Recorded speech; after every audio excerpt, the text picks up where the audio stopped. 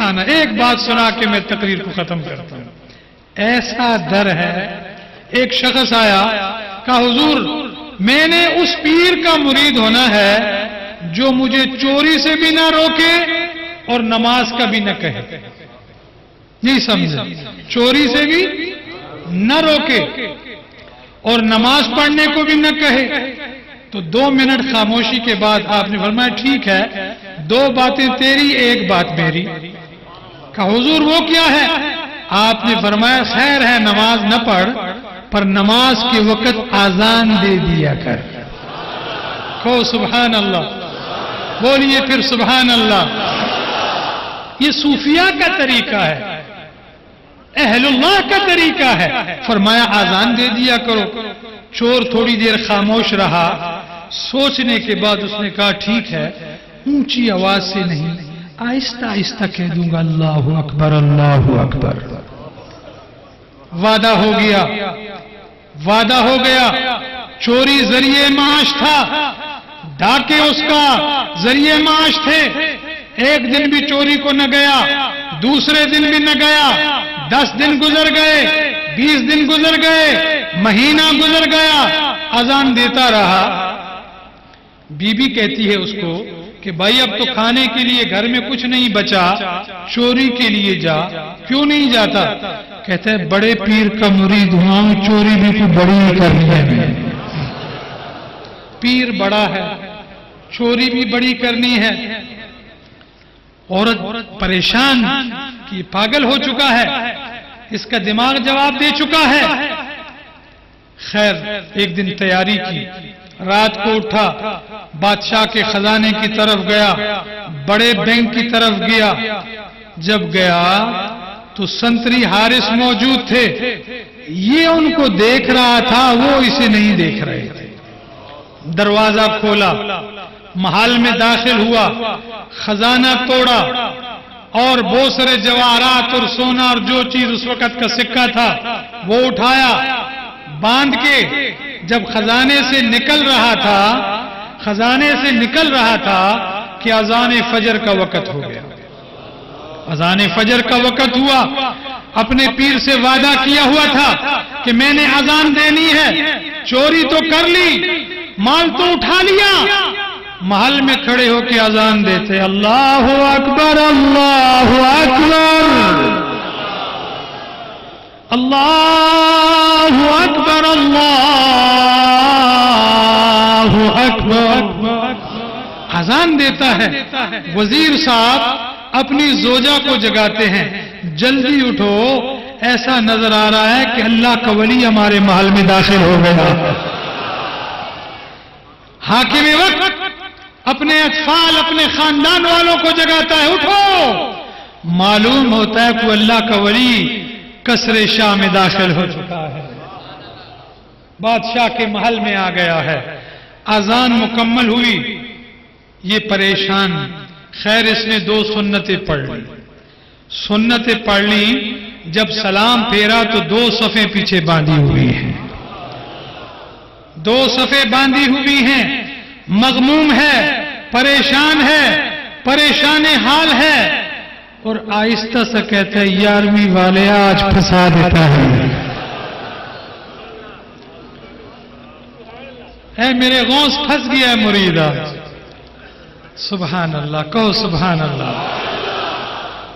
میرے غوث اپنے مریدوں کے جرمٹ میں بیٹھ کے مسکرا رہے ہیں کہ آج میرا مرید پھنس گیا ہے. غوث تھا, غوث فریاد رس, مدد کو پہنچنے والے کو غوث کہا جاتا ہے. جب مغموم تھا, پریشان تھا, غوث مسکرا رہے ہیں. کہا چلو اب جماعت بھی کرا دوں. 2 رکعت کی فجر کی نیت کی, پیچھے سارے وزیر اور حکمران موجود تھے. سلام پھیرا, دعا مانگی. بادشاہ وقت نے ہاتھ کو بوسہ دیا, وزراء نے, محافظین نے, گارڈ نے ہاتھ چومے بوسہ دیے. کہا حضور بڑی مہربانی کی ہے, ہمارے محل میں آج جماعت کرا دی ہے, بہت کرم کیا ہے. خیر جب اتنی باتیں اس نے سنی تو اس نے اپنی زبان سے یہ کہہ دیا کہ میں تو کوئی ولی نہیں ہوں، میں تو چور ہوں، دیکھو یہ گنڈلی میں نے باندھی ہوئی ہے یہ محل توڑ کے، اور میں تو پیر میر نہیں ہوں، صوفی موفی نہیں ہوں، میں تو چور ہوں۔ تو وہ کہنے لگے کہ حضور چور کبھی محلوں میں آ کے پھر اذانیں دیتے ہیں یا جماعت کراتے ہیں؟ کہا پھر آؤ، آج ایسے نظر آ رہا ہے کہ جیسے عبد القادر جیلانی نے کرم کر دیا ہے، کرم ہو گیا ہے، در غوث پہ جا رہا ہے۔ جب باب الشاخ پہ پہنچا تو عبد القادر جیلانی اپنے مریدوں کے ہمراہ اس کے استقبال کے لیے کھڑے تھے۔ فرمایا مرید تو چور تھا، تو ڈاکو تھا، تو غلط تھا، تو برائی میں مبتلا تھا، جو بھی تھا تو جس دن تم میرا بنا ہے اس دن کملی والے نے بھی تجھے اپنا بنا لیا ہے۔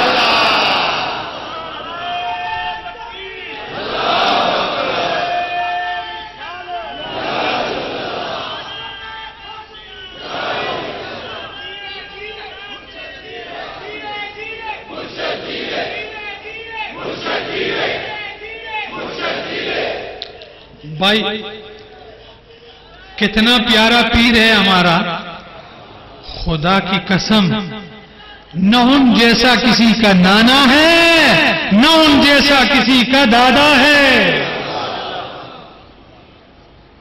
اماں دیکھو تو فاطمہ زہرا، بابا دیکھو تو علی مرتضی، ایسا شیخ کوئی اور بتاؤ، کوئی اور بتاؤ کہیں ہے؟ خدا کی قسم جو جملہ میں نے پہلے کہا، یک درگیر محکم گیر، یک درگیر محکم گیر، یعنی اس دروازے پہ جو عبد القادر کا در تجھے مل گیا ہے، واللہ شریعت اسی در سے ملتی ہے، طریقت اسی در سے ملتی ہے، عزت اسی در سے ملتی ہے، ولایت اسی در سے ملتی ہے، دولت اسی در سے ملتی ہے، جہنم سے نجات اسی در سے ملتی ہے۔ اور وہ کون سا در ہے جہاں سے اتنے بڑے فائدے ہو سکتے ہیں؟ اور بھی سنو، جتنے سلاسل ہیں سب عزت والے ہیں، نقش بندی عزت والے، سوروردی عزت والے، چشتی عزت والے، اویسی عزت والے، شاذلی عزت والے، علوی عزت والے، ان ساروں کو عزت در غوث سے ملی ہے۔ یہ ساری نہریں ہیں، یہ ساری نہریں ہیں، یہ پیران پیر کے فیضان کی نہریں ہیں، اور ٹھاٹھے مارتا ہوا سمندر، فیضان کا سمندر، یہ عبد القادر جیلانی ہے۔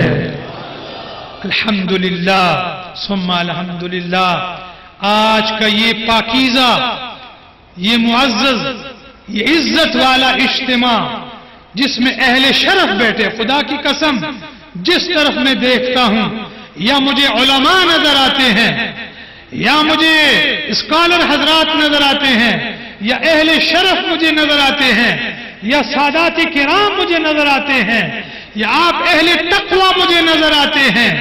میں نے بڑی دنیا دیکھی، اے قادریو تجھے مبارک ہو، تم عزت میں داخل ہو چکے ہو، تمہیں اللہ نے پسند فرما لیا ہے۔ قادری ہونا اور سدرہ شریف کا غلام ہونا، خدا کی قسم ہے سدرہ شریف غلام ہونے کا یہ مقصد ہے کہ اللہ نے اس کو عزت عطا کر دی ہے، اللہ نے اسے شرف عطا کر دیا ہے، اللہ نے اسے دین عطا کر دیا ہے، اللہ نے اسے سنت پہ پابندی عطا کر دی ہے۔ بس دعوت دیتا ہوں، میرا غوث فرماتا ہے کہ میرا مرید جو ہے وہ توبہ کرنے کے بغیر مر ہی نہیں سکتا۔ سبحان اللہ، کہیے سبحان اللہ، پھر کہیے سبحان اللہ۔ فرمایا جو میرا مرید ہے وہ توبہ کرنے کے بغیر نہیں مر سکتا۔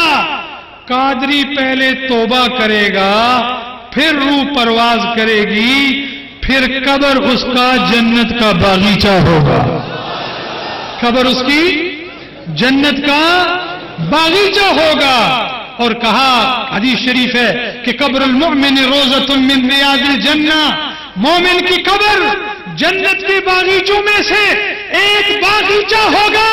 اے قادری تجھے مبارک ہو کہ تیری قبر جنت کے باغیچوں میں سے ایک باغیچہ ہوگا، اور وہ ریاض الجنہ اس لیے ہوگا کہ تجھے وہاں مصطفیٰ کریم کا دیدار کروایا جائے گا.